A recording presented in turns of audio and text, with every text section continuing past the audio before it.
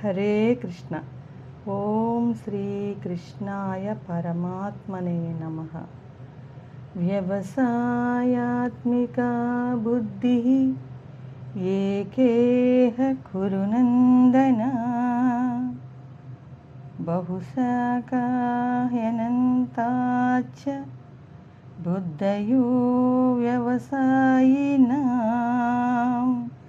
ద్వితీయ అధ్యాయంలో 41వ శ్లోకం. భగవానుడు అర్జునుడితో, కర్మయోగమునందు నిశ్చయాత్మక బుద్ధి ఒక్కటి మాత్రమే ఉంటుంది, కానీ భోగాసక్తులైన వాళ్ళు, వివేకహీనులు, బుద్ధులు చంచలములై ఒక దారి తెన్ను లేక కోరికల వెంట నలువైపులా పరుగులు తీయచ్చు అనంతములుగా ఉందురు.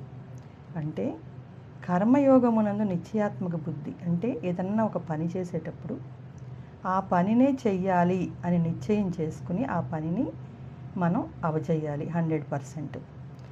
అలా అవజేయకుండా ఒక పని చేస్తూ ఇంకొక కోరిక కలుగుతూ ఉంటుంది, ఇంకో పని చేయాలని. అలా ఇంకో పని, ఏ పని అవ్వదు. 2 పడవల మీద కాళ్ళు పెట్టామంటే మనం చేరవలసిన తీరానికి చేరలేము, పడిపోతాం నీళ్ళల్లో. ఏ పని పూర్తి కాదు. ఆ పనిని పూర్తి చేసిన తర్వాత ఇంకో పనికి వెళ్ళాలి. అలా మనం ఏది చేయాలో అది చేయకపోతే వివేకహీనులం అయిపోతాం. కోరికల వెంట పరిగెట్టకూడదు. పరుగెత్తి పాలు తాగే కంటే నిలబడి మంచినీళ్ళు తాగటం మేలు.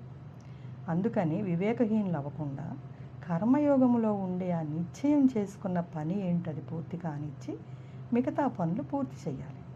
అంతేగాని నలువైపులా పరుగు తీస్తూ అన్ని పనులు నేనే చేసేయాలి అని అనుకుంటే ఆరోగ్యం పాడవుతుంది, మనకి ఆ పని అవ్వదు. కాబట్టి ఎవరు చేసే పని, ఏ సమయంలో ఏ పని చేయాలి, ఏ సమయంలో ఏం మాట్లాడాలి, ఎవరితో ఏం మాట్లాడాలి, అలా నడుచుకోవాలి. వివేకహీనుల్లాగా ప్రవర్తించకూడదు. పిల్లలైనా అంతే.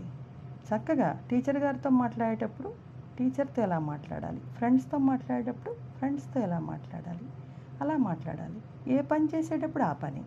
తెలుగు పీరియడ్లో తెలుగు మాత్రమే చదవాలి, అంతేగాని తెలుగు పీరియడ్లో ఇంగ్లీష్ చదవటం, అమ్మో ఇంగ్లీష్ మేడం వస్తారు నెక్స్ట్ అవర్లో, తెలుగు వచ్చేసింది కదా అని ఇంగ్లీష్ చదువుతూ ఉంటారు.